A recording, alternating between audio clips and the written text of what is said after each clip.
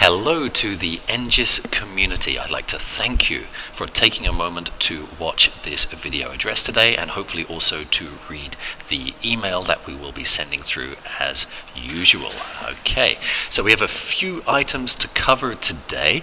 The first one is one that you should already know about, which is the Walkathon for Hoshizora. As an IB candidate school, we believe that we are developing Engis students who are balanced. That's one of the IB learner attributes, balanced. We also believe that we are a school that is teaching and developing our students to take action. So, while learning and skills and knowledge are extremely important, they're useless unless students are actually taking those skills and knowledge and applying them and taking action to make our world a better place. Our NJIS students hopefully understand the importance of intellectual, physical and emotional balance to achieve personal well-being for themselves and others. The Engis Walkathon is a great way for our students to combine getting some exercise into their day and also helping some of the less fortunate members of the Jakarta community. As we mentioned in our last letter, Hoshizora, it's an organization that we've been working with for many years. We have a long-term partnership with Hoshizora, and it, as an organization, facilitates our students to support a child as a foster sibling or a kakak bintang to raise money for them to achieve their dreams of a good education. The walkathon doesn't have to be an outdoor activity. I do understand that many of us are a little bit nervous about going outdoors at the moment, and you may be applying a stay-at-home rule in the house. Students can complete the walkathon in perhaps the garden or even in your own house or apartment. We have created a website for the walkathon, and please do click on the link and meet the Hoshizora students and learn how to participate. Many of the students have already started clocking up those kilometers and getting sponsorship from you, the parents, and other members of the family and friends. So we really do appreciate your participation in this, and we're looking forward to seeing those kilometers increase and increase as our students raise money for those who are less fortunate. We'd also like to remind those of you in the PYP, or those of you with children in the PYP, to make sure that you install the Toddle Family App. It just takes a few moments. You can install it to your phone or to your iPad. I recommend installing it on the phone.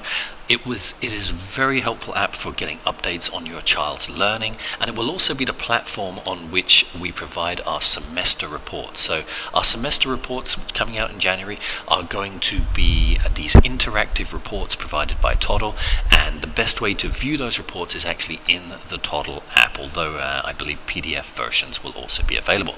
The app is available on Apple and Android devices. Please ask your child's homeroom teacher for the family code to log in. I think they'll be sending those out this week. Likewise, if you have a student in the MYP through to grade 12, we would like to encourage you to take a few moments to download and install the ManageBack app on your phone or device.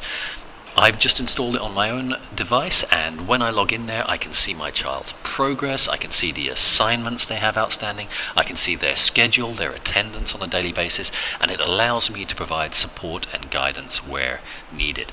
Personally, I find one of the most useful things about this app is, if my child is, for example, saying, oh yeah, I've finished all my work, I don't have anything left to do, what I can do is I can open up that app maybe alongside my child and say, okay, just go through the outstanding assignments and help my child manage their time and help them develop that skill of self-management as well. Okay, government's guidance on returning to face-to-face school. I'm sure you may have been monitoring the news recently, and you may have seen some reports on a possible face-to-face return to school in January. Now, we are still looking into exactly how the Jakarta administration is going to interpret those new rules. The new regulation seems to allow regional governments to decide whether and when to return. It also looks as if there's a bit of a shift in policy regarding the phased return. Previously, we were being told that middle and high school would be able to come back first, and then 2 months later elementary school, and then 2 months later playgroup and kindergarten. In the latest advice, we do not see that phased return. So it does seem like they are opening a structure whereby we may be able to return all of the levels at the same time, using a hybrid model to start. So a hybrid model meaning that some students will still be at home, some students will be returning to face-to-face learning. Again, very important to remember, we will make our own school decision together on the best approach and the best moment to return after the Jakarta government makes their announcement. And we will base that decision on several factors.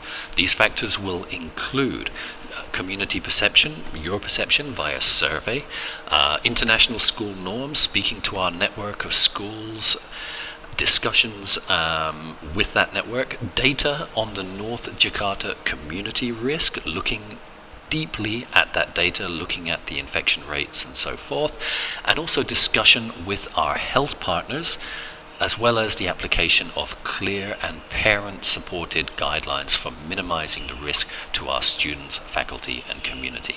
Our goal, when we do make that decision to return to that hybrid model, will be to provide a smooth, safe, and risk-minimized transition to welcome our students back at the appropriate time. And we will be consulting and communicating with you as part of that process. Finally, consultancy visits are starting this week, our IB consultancy visits. So the International Baccalaureate, they take a very hands-on and detailed approach to schools authorization. And it involves 2 rounds of visits. The first is the consultation visit. So as an IB candidate school, we're currently, of course, in our trial implementation year in PYP and MYP. We will be having those IB consultation visits in November and December. During those visits, our classes will be observed, our materials and resources will be reviewed, our teachers' knowledge and expertise will be evaluated, and our school's leadership's commitment is also considered as part of this process. I would like to thank all of you who volunteered to help with the parent section of this visit. This is an important part of demonstrating our commitment to the transition towards IB. And I sent out a survey a couple of weeks ago, and a huge thank you to those of you who volunteered to be NJIS ambassadors when you responded to that survey. When we complete our IB consultation visits, the next stage will be to open our official application for authorization, which, assuming the timing aligns, should mean that for PYP and MYP, we will have our authorization visits early in the 21-22 school year. We will schedule the DP authorization visit towards the end of the current school year because, of course, we need to have authorization in place before the commencement of our first DP cohort of students at the start of the 21-22 school year. So those are our current grade 10 students. They will be our first cohort of grade 11 DP1 students. I understand that this is a busy time for our whole community, including you, supporting your kids' learning at home. And I want to thank you again for your patience as our teachers develop and improve our NJIS approaches to teaching and learning. I also want to take this moment just to recognize and shout out the efforts that our teaching team is making as they balance the challenges of teaching during a pandemic with all the additional training and admin and new learning and new development that is required by the IB. Our teachers, our teaching team really has gone 110% above and beyond, and I feel really, really blessed to be part of such a team. We are taking, I believe, bold steps towards becoming Jakarta's leading center of excellence and personalized learning. Exciting and inspiring learning is happening in the classroom, and I want to thank you all personally for your continued support on this journey. I hope that, and what I noticed from the surveys that we sent out, is that you have already started to see some of the impacts in the way your children inquire, collaborate, and learn. Once again, thank you so much for taking a moment to watch this video and to read the attached email. I do hope that all of you have a wonderful week ahead. Thank you.